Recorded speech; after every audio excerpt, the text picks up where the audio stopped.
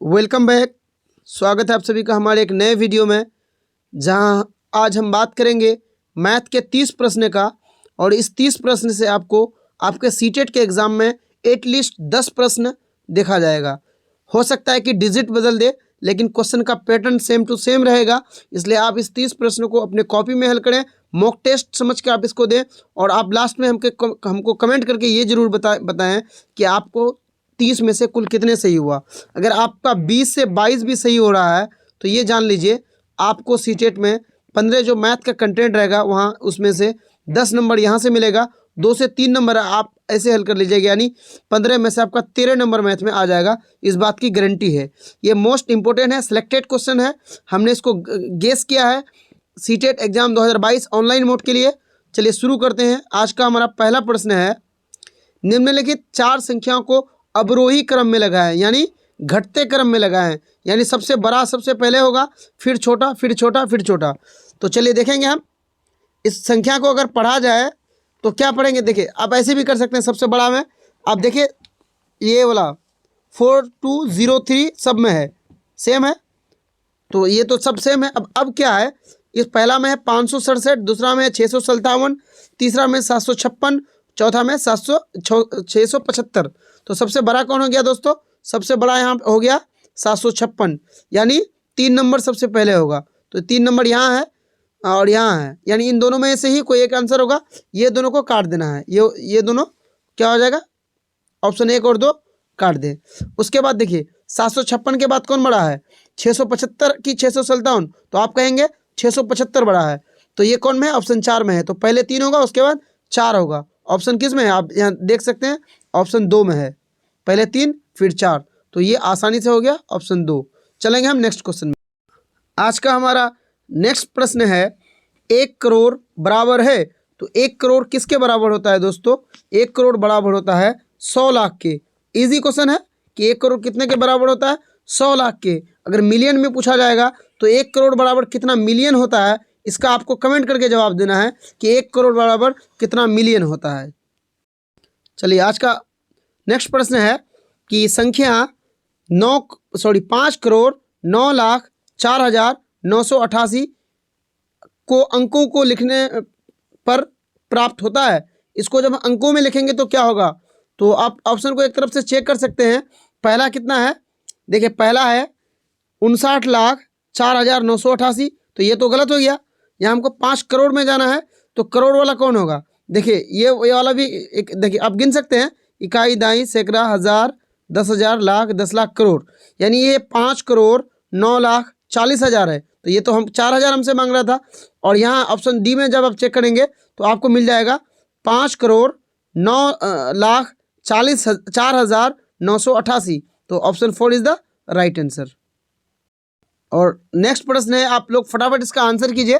प्रश्न ये है, एक गांव की कुल जनसंख्या 78,692 है। टोटल गांव में कितना जनसंख्या है? 78,692।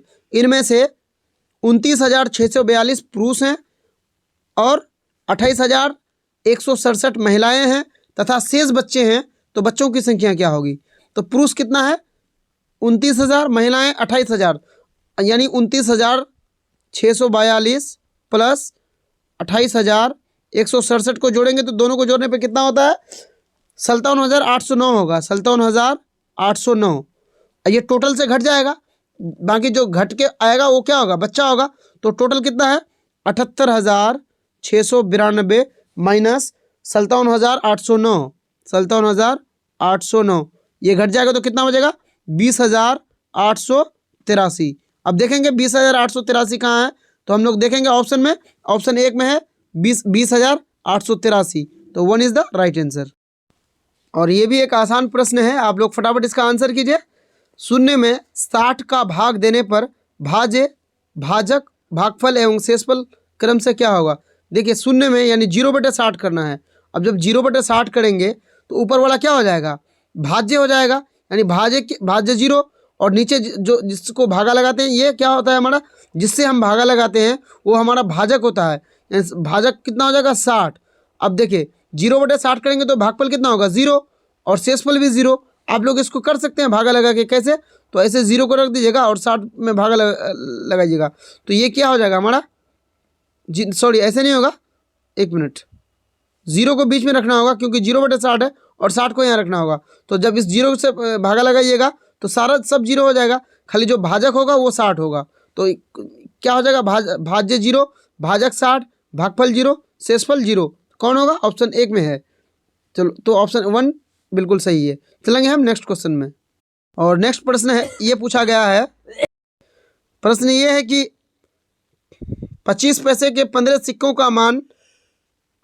का मान बराबर किसके होगा। 25 पैसा का 15 सिक्का तो कितना हो जाएगा, टोटल 3 टका 75 पैसा, ये किसके बराबर होगा।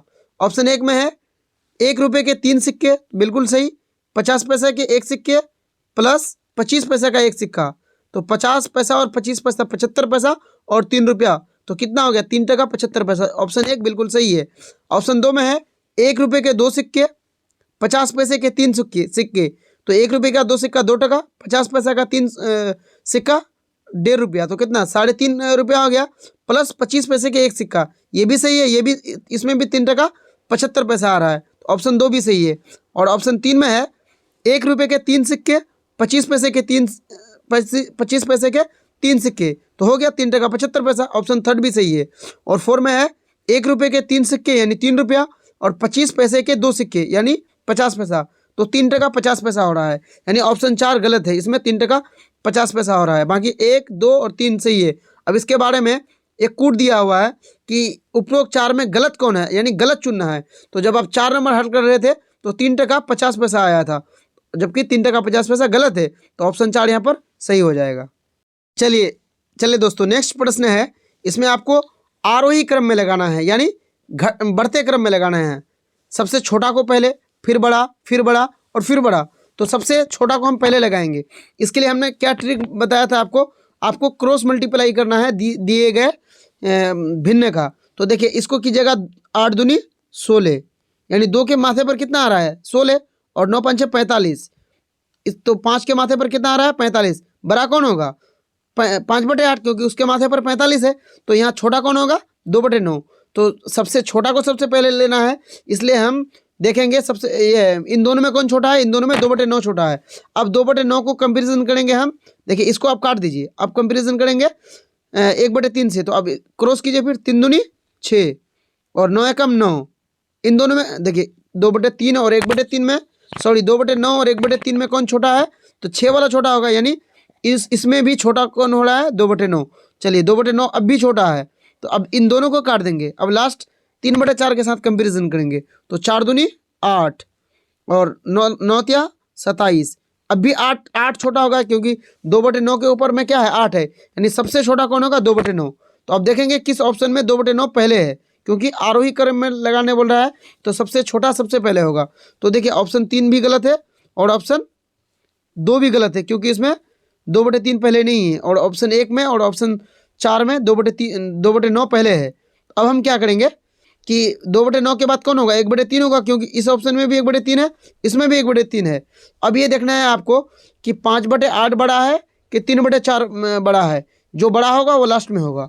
तो देखिए अब करते हैं, 5 के 20 और 8 या 24, तो 24 बड़ा कौन हो रहा है 24, यानी 24 बड़ा हो रहा है, तो ये 3/4 बड़ा है, और सबसे लास्ट में कौन होगा बड़ा वाला, तो ऑप्शन ए बिल्कुल सही आंसर है। अगर ये मैथ आपको समझ में नहीं आया है तो इसका जो है सेम इसी तरह का मैथ हमारे प्लेलिस्ट में बना हुआ है, और जाइएगा सीटेट मैथ्स में, उसमें आपको भिन्न का इस पर हम विशेष चर्चा किए हैं और बोर्ड में वो मैथ बना के दिए हैं। चलेंगे नेक्स्ट क्वेश्चन में।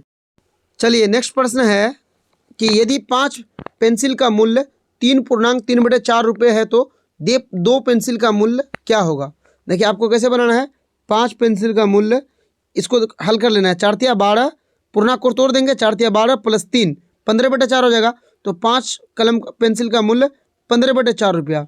एक का दाम कितना होगा 15/4, फिर भागा 4 भागा 5, क्योंकि एक का निकाल रहे हैं, तो ये 5 असली बटे कौन है ये वाला होगा, तो 5/1 आ जाएगा। इसको उलाटिएगा तो 15/4 गुना 1/5 कितना हो जाएगा 5 तिया 15, यानी 3/4। एक कलम का दाम कितना हो जाएगा 3/4 रुपया, इसलिए 2 कलम का दाम कितना होगा, 2 से गुना कर देंगे, 2 एकम 2, 2 दूनी 4, अब कितना हो जाएगा 3/2 रुपया, यानी 1 कलम का दाम हो जाएगा कितना 3/2 रुपया, ऑप्शन बी। या आप इसको कैसे बना सकते हैं, आप ऐसे भी बना सकते हैं, यहाँ 4 तिया 12 और 3 15/4 है, 15/4 ये 5 कलम का दाम है, ठीक है। तो अब इसको आप भागा लगा सकते हैं कि तो ये रुपया में कितना आ रहा है, तो ऐसे जब कीजिएगा तो आपको पैसा में आ जाएगा। 4 तिया 12, 3 बच जाएगा, यहाँ पॉइंट दे दीजिएगा, और 4 7 28, 2 बच जाएगा, फिर 0 लगा दीजिएगा, 4 7 8 4 5 20, यानी 3 टका 75 पैसा हो रहा है। तो 5 पेंसिल का मूल्य कितना आ रहा है पैसा में, जब आप देखिएगा तो पैसा में आ रहा है 5 पेंसिल का 3 टका 75 पैसा। अब इसलिए 2 का दाम निकालना है, तो आपके क्या कीजिएगा 3.75/5 गुना 2, हल कीजिएगा इसको, 3/2 आएगा। और नेक्स्ट प्रश्न है, निम्न में से कौन सा कथन सही है। देखिए आपको सही वाला में टिक करना है। पहला है एक अभाज्य संख्या नहीं है, यानी one is not a prime number, तो बिल्कुल सही है, 1 क्या है प्राइम नंबर नहीं है। पहला प्राइम नंबर कौन है 2, तो यहाँ पर ऑप्शन 1 सही है, क्योंकि पूछ रहा था कौन सा सही है, तो 1 अभाज्य संख्या नहीं है। 2 में है कि एक अभाज्य संख्या है, नहीं बिल्कुल नहीं। एक संयुक्त संख्या है, नहीं। 2 अभाज्य संख्या नहीं है, नहीं। 2 अभाज्य संख्या है, तो 1 यहाँ पर सही हो जाएगा। और नेक्स्ट प्रश्न है, आसान प्रश्न है, और इसको आपको हल करना है। देखिए क्या पूछा है कि 720 का अभाज्य संख्या क्या होगा, यानी अभाज्य गुणनखंड क्या होगा 720 का। अभाज्य यानी प्राइम गुणनखंड बोल रहा है। प्राइम फैक्टर में क्या होता है, सारे प्राइम नंबर होना चाहिए। जब आप देखेंगे ऑप्शन 1 में सब प्राइम नंबर है, ऑप्शन 2 में 4 और 6 क्या है, ये प्राइम नहीं है, इसको हटा देना है। ऑप्शन सी में भी क्या है 4 2 बार है, यानी ये दोनों प्राइम नंबर नहीं है। अब आपको 720 का प्राइम फैक्टर निकालना है, तो गुना करेंगे, 5 दूनी 10, 10 तिया 30, 30 तिया 90, 90 दूनी 180, 180 दूनी कितना हो जाएगा 360। तो ये तो 360 का है, तो ये गलत हो जाएगा। ऑब्वियसली अब कितना सही हो जाएगा, ऑप्शन 4। तो एक बार हम फिर भी चेक कर लेंगे कैसे, तो देखिए इसको गुना करेंगे, 5 तिया 15, 15 तिया 45, 45 दूनी 90, 90 दूनी 180, 180 दूनी 360, और 360 को जब 2 से करेंगे 720 हो जाएगा। Option D is the right answer. और नेक्स्ट प्रश्न है कि संख्या 2 संख्या दिया हुआ है, संख्याओं 425 तथा 476 का महत्तम समापवर्तक यानी HCF निकालना है। अब HCF निकालना जानते होंगे, भाग विधि से भी इसको इजीली बना सकते हैं। कैसे, तो देखिए 425 को भागा लगाना है आपको 476 से, कितना बार में चलेगा, पहला चलेगा, एक बार में आपको चलाना है। 425 एकम 425, कितना बच जाएगा, 6 से 5 गया 1, 7 से 2 गया 5। अब इसको अकाउंट को ऐसे कर लीजिए, 425 से चलाइए, कितना होगा। अब अकाउंट को गुणा कीजिए, 1 मिनट, यहाँ अकाउंट को हम कर लेंगे। अकाउंट 425 को करेंगे तो कितना 8 बार में, 8 बार में कितना हो जाएगा 408, यानी बच जाएगा यहाँ पर 17। अब 17 को करेंगे, 17 तिया 51, तो ये कितना HCF कितना हो गया 17। तो ऑप्शन सी बिल्कुल सही है। देखिए HCF में क्या होता है, अब इसको थोड़ा सा समझ लीजिए। HCF में क्या होता है कि एक ऐसा संख्या जो दोनों से कटना चाहिए, और वो क्या होगा बड़ा से बड़ा ये संख्या होगा। HCF हाईएस्ट कॉमन फैक्टर दोनों में होना चाहिए, और क्या होना चाहिए, वो कॉमन दोनों में होना चाहिए, और वो बड़ा से बड़ा फैक्टर होना चाहिए। तो ऑप्शन सी यहाँ पर बिल्कुल सही है। और नेक्स्ट प्रश्न है, इसका क्या बोल रहा है, LCM निकालने बोल रहा है। LCM कैसे निकालेंगे, अब 90 60 75 और 35 का LCM आप इजीली 90 60 75 35 का LCM यहाँ से निकाल सकते हैं। पहले 5 से चलाएंगे, ऐसा कर कीजिएगा, LCM इजीली इसका निकल जाएगा। तो ऑप्शन बी बिल्कुल सही है यहाँ पर। और नेक्स्ट प्रश्न है, एक मकान की पुताई 5 व्यक्ति 8 घंटे रोज काम करते हैं। देखिए 5 व्यक्ति काम करता है, तो एक बार में 5 घंटा काम होता होगा। अब देखिए आप एक फ़ोन में अगर किसी वीडियो को देखते हैं, 1 मिनट आपके लिए होगा, लेकिन 5 व्यक्ति उसी वीडियो को देखिएगा, तो जिनका वीडियो होगा उनको तो एक बार में 5 मिनट मिल रहा है। तो 5 व्यक्ति काम कर रहा है कितना 8 घंटा करके, तो एक साथ उनका कितना 40 घंटा काम हो रहा है एक दिन में, तो 3 दिन काम करते हैं। तो 40 से गुना कर दीजिए 3 को, 120 घंटा है। यानी एक मकान की पुताई 5 व्यक्ति 8 घंटे रोज काम करके 3 दिन में करते हैं, यानी 120 घंटा में करते हैं। तो एक व्यक्ति 4 घंटा रोज काम करके उस काम को कितने दिन में करेगा? तो एक व्यक्ति जब 4 घंटा करेगा तो 4 से भागा लगा देंगे उसको, 4 तिया 12 यानी 30, यानी 30 घंटे में वो काम पूरा हो जाएगा। Option A one is the right. Next प्रश्न है कि एक परीक्षा में 4 विषयों में प्राप्त कुल अंक 200 है, यानी 4 अंकों का 4 सब्जेक्ट का परीक्षा है, अंक टोटल 200 है। यदि 3 विषय में प्राप्त अंकों का औसत 48 है, देखिए 3 विषय में 48 अंक करके लाया है, तो 48 को 3 से गुना कर दीजिए, 48 से 144, यानी 3 विषय में वो 144 नंबर लाया है। तो बोला कि चौथे विषय में कितना अंक लाया है, तो 200 में 144 को घटा दीजिए, कितना हो जाएगा? 56। तो ऑप्शन डी बिल्कुल सही है। और नेक्स्ट प्रश्न यहाँ है कि एक व्यक्ति ने एक साइकिल 935 में 10% लाभ पर बेचा, यानी लाभ कितना हो रहा है? 10%। तो उसने वह साइकिल कितने रुपए में खरीदा था? देखिए साइकिल को कितना पर बेच रहा है? 10% लाभ पर, यानी 110% हो गया, क्योंकि 100% उस साइकिल का दाम था और 10% वो लाभ लिया, 110%। इस 110% का वैल्यू कितना है? 935 टका। वो खरीदा कितना में था? 100% में, इसलिए 100% बराबर कितना हो जाएगा? 935 बटे 110 गुना 100। इसको जब आप हल कीजिएगा तो कितना होगा? 850। तो 850 किस में है? ऑप्शन बी में। तो B is the right answer. और नेक्स्ट प्रश्न है कि वर्ग के चारों अंत कोणों का योग। तो ये है वर्ग, चारों भुजा बराबर, प्रत्येक कोण 90 डिग्री का, यानी 90 डिग्री का 4 कोण, तो 4 से गुना कीजिए, 360 डिग्री। ऑप्शन बी बिल्कुल सही है। चलिए 114 में है कि निम्न में से कौन सा कथन सत्य है? सही कथन को आपको चुनना है। वर्ग एक विशेष प्रकार का आयत है, बिल्कुल सही है। देखिए ये है वर्ग, चारों भुजा बराबर, इसमें क्या होता है? प्रत्येक कोण 90 डिग्री। आयत में भी क्या होता है? प्रत्येक कोण 90 डिग्री। और आयत का है कि आमने सामने के भुजा बराबर, इसमें भी आमने सामने का भुजा बराबर है। ये भुजा इसके बराबर है, और वर्ग में होता है ये मतलब आमने सामने बराबर होना चाहिए, इसमें भी तो आमने सामने बराबर है, प्रत्येक कोण 90 डिग्री का भी है। तो इसलिए प्रत्येक जो वर्ग होता है वो आयत हो सकता है, लेकिन हर आयत जो है वर्ग नहीं हो सकता है। ऑप्शन 1 बिल्कुल यहाँ पर सही है।